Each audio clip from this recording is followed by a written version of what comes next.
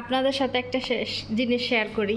ফয়সালে যে এখানে ফ্লোরে শেয়ার হয়েছে, আমি ফয়সালে পা শেয়ার করবো। দেখেন ওর পায়ের যে কি অবস্থা, দেখেন, দেখছেন? জীবনে আমার ম্যাডাম ওরে ডইলা গোসল করায় না। তাহলে এই জায়গায় ফয়সাল তার এই গলার এই যে গাড় দিয়ে দেখেন, ফর্সা মানুষ, এই দেখেন ময়লা পয়রা রয়েছে। ওই পাও দেখি ফয়সাল, জীবিত আনে ওইটা দে, এটা এটা এ দেখেন দুইটা পাউই স্যার। আর কি অবস্থা! আমার ম্যাডামে ওরা গোসল করাইতে নেয়, নিয়া খালি মানে 1 মিনিটের মধ্যেই কেমনে কি গোসল করে আমি জানি না, খালি গোসলখানায় ঢুকায় আর বাইর করে। আমি এতটুকুই দেখি, খালি মনে হয় জবজবায় পানি দিয়ে ডাইলা গোসল করা শেষ। সাবান দিয়া সুবা দিয়া ওরা একটু সময় নিয়ে ডইলা গোসল করাবো, এই মানুষটা নাই। যখন ও ছোট ছিল তখন ওর সব কাজ আমি করছি, ওরা আমিও গোসল করাই দিছি। এখন বড় হয়েছে, এখন আমার ম্যাডাম নিষেধ করছে ওরে কিছু করতে, ঠিক আছে? তা যেহেতু আমার নিষেধ করছে আমি এর জন্য করি না। কিন্তু এরা সবাই সবার লাইফ নিয়ে ব্যস্ত। ওরে একজন মানুষ যে যত্ন করে গোসল করাইবো, পাও দুইটার কি অবস্থা দেখছেন? এগুলো কি আমার ম্যাডামে দেখে না? ও যে রাতে তো ঘুমায় ম্যাডামের সাথেই, তাহলে এগুলো কি ও যে বইসা থাকে এভাবে ম্যাডামের সামনে, আমার ম্যাডাম আর পাগুলা দেখে না? এমনি তো দুনিয়ার টাকা পয়সা, দুনিয়ার কিছু করে কি বলে শেষ নষ্ট করে। তাহলে ওরে ওই যে সেলুনে বাসায় না করতে পারলো, ওরে সেলুনে যখন চুলগুলো কাটতে নিয়ে যায়, ও দাড়িগুলো কাটে, তখন ওরে সেলুনে নিয়ে গেলে কিন্তু এই পাগুলারে হেরাই পেডিকিওর করে দেয়, ঠিক আছে?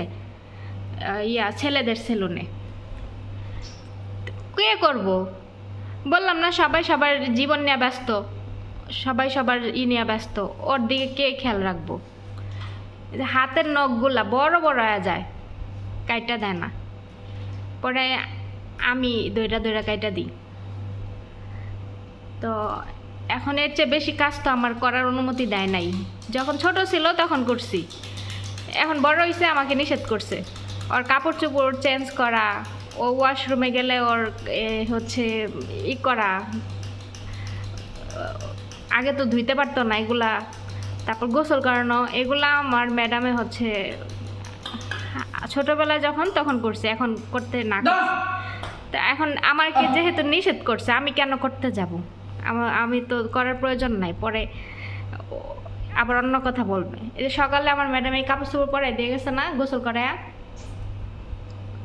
কোনো কারণে ধরি যদি দেখি যে ওই কাপড় চোপড় মনে করেন যে ওয়াশরুমে গেলেও কী করে, কাপড় চোপড় সব খুইলা ফাইলায়া ওয়াশরুমের সাইডে কাপড় চোপড় রাইখা ও ভিতরে যায়, তখন কি করে ওই যে ওই তো আর এত কিছু বুঝেন না যে ভিতরে যে আমি ফ্লোরের ভিতরে গেঞ্জি প্যান্টটা রাখবো, এটা পানি ভিজা যাবো গা, এটা আবার পরমু কেমনে, এই জ্ঞানটা তো আর হয় নাই। কাপড় চোপড় দিয়ে পানি দেওয়া অনেক সময় ভিজা যায়, তখন আমি ওরে কাপড় চোপড় হাতে দেই, দিয়া ঘরের ভিতরে দরজা আটকাই দিয়া আমি কই এগুলো পাল্টা। ও পাল্টাইতে পারে, ওইভাবে দিলেও আবার পাল্টাইতে পারে, তো তখন ও নিজে নিজে পাল্টায়।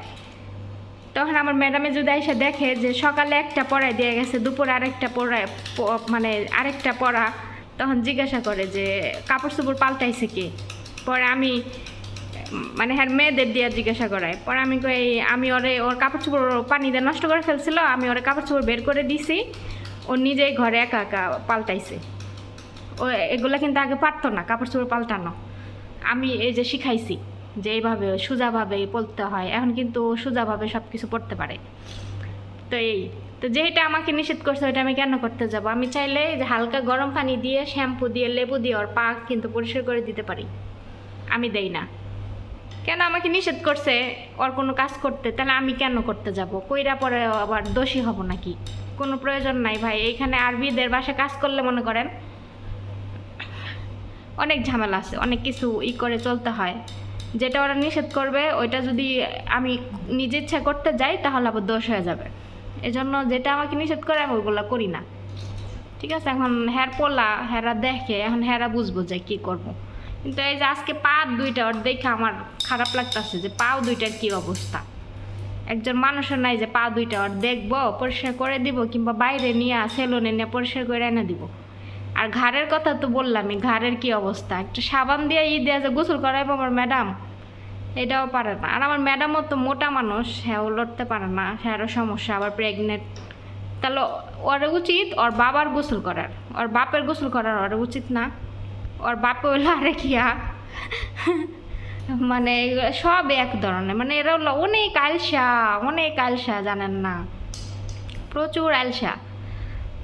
পানি, ওই যে দেখেন পানির কুলার, ওইখান থেকে গ্লাসে পানি বইরা খাওয়ার ভয়ে পানির বোতলে না খায়, বোতল রান্না করে আইব, বোতল নিয়ে যাইব, ওই গ্লাস নিব, ওইখানে পানি দাঁড়ায় দাঁড়ায় ভরবো খাইবো, অত ধৈর্য ওদের নাই, বুঝছেন? তো এরকম করে।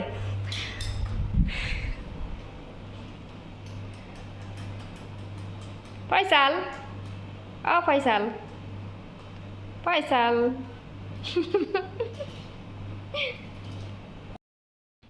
এখন সন্ধ্যা, বাসায় কেউ নাই, আমি আর ফয়সাল।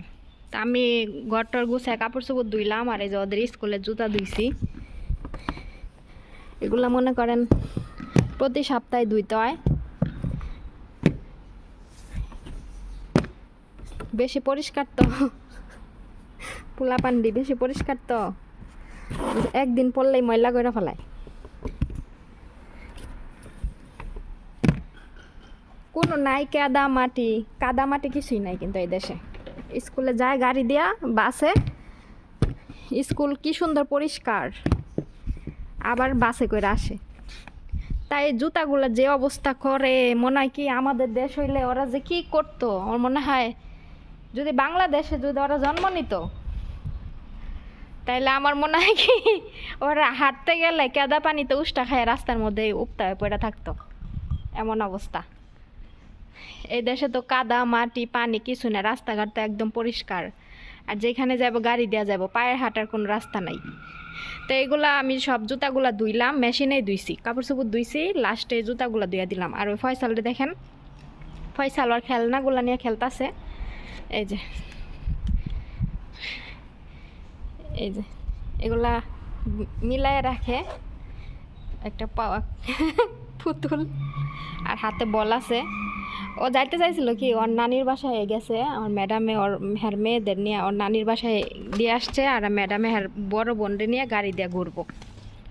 তাহলে ম্যাডাম আর ম্যাডামের বড় বোন গাড়ির সামনে 2 সিটে বসে, আর পিছনের সিটগুলো কিন্তু খালি, চাইলে কিন্তু ফয়সালরে নিয়ে যাইতে পারে। পিছনের সিটে বয়ে থাকলো, একটু হেরা ঘুরলো, ওই একটু ঘুরা দেখলো।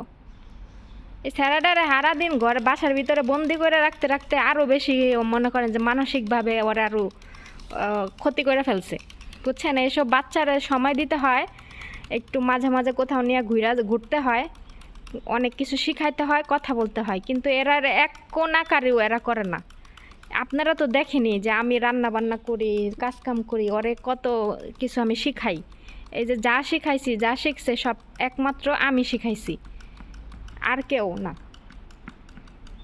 ওর মা বোন ওর বাবা এরা কোনো দিন ওরে কিছুই শিখায় না, হ্যাগোর লাইফ নিয়ে হেরা ব্যস্ত, হ্যাগো যেখানে মন চায় সেখানে চলে যাইতেছে গাড়ি নিয়ে, খালি মেয়েদের নিয়ে যাইব, ওরে নিয়ে যাব না।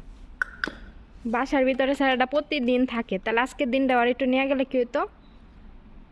ওরেও নেয় না, আমারেও নেয় না, আমরা দুইজনই মনে করেন বোরিং লাইফ বাসার ভিতরে। আবার ওইব আরেকটা বাচ্চা, হেডা হইলে তো মনে করেন যে বাইরের চেহারা কি হেডাই দেখবো না, সারাদিন হেরা ঠিকই যাইব, হ্যাগো যাওয়া মিস নাই, হেরা ঠিকই যাইব, কিন্তু হ্যাঁ আমার আর ফয়সালে রেখে যাব বাচ্চা দিয়া, বুঝছেন? তো সব ঘর অন্ধকার, কারণ লাইট অফ করা, এখন ওরা আসলে আবার জ্বালায় রাখবো না। তো আজান দিয়া দিব, আমার কাপড় চোপড় ধোয়া আমি শেষ, এখন আমি কাপড় চোপড় আয়রন করবো। ওই যে কাপড় চোপড় ধুইছি, এখন আবার আয়রন করতে হবে। সকালে একবার ধুইছি, আবার এখন বিকাল আরেকবার ধুইলাম।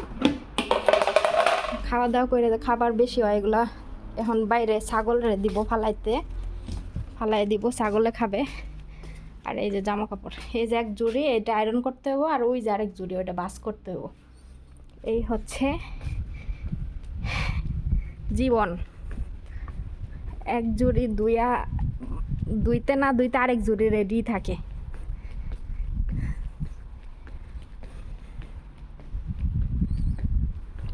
তো একবারে এই খাবারগুলো ফালাই দিয়া পরে কাপড় চোপড় নিয়ে বমু। এলা রাত যে কয়টা বাজে, ফয়সাল এনে বৈশা খেলতেছে, খেলুক। বাহিরের লাইটও জ্বালাই দিছি, আজান দিয়া দিব। ফয়সাল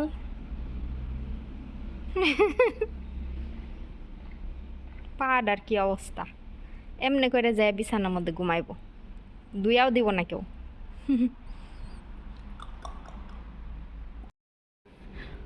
ওই কিন্তু যাইতে চাইছে। হ্যাঁ, আমি ঘুম থেকে উঠছি, উঠে রান্নাঘরে থালা বাসন দিতেছি, পরে ম্যাডামটা বাইরে আইতাছে, ওর লগে লগে কিন্তু যাইতে লইছে। পরে ম্যাডামে আর মেয়েরে ডাক দে কয় কি যে ফয়সাল রে মানে আমার কাছে রাখতে, ওরে নিব না। পরে কি করব, পরে আমি আবার ওরে ডাক দিয়ে আমার লগে রান্নাঘরে বসায় রাখলাম। হ্যালো, সাথে সাথে যাইতে লইছিল, কিন্তু ওরে নিল না। বাই বাই ফয়সাল, ও এনে বসে থাকুক, আমি কাপড় চোপড় আয়রন করিয়া, কারণ আমার কাজ আছে। এখন যদি ওরে নিয়ে বসে থাকি, হেরা আইব সন্ধ্যার পরে, পরে আমার কাজের দেরি হয়ে যাবো। এইগুলো কাপড় চোপড় স্কুলের সব, আবার রবিবার স্কুল আছে, আমার এগুলো আয়রন করে রেডি রাখতে হবো। এজন্য আর এখন ওর সাথে বসে থাকতে পারবো না আমি।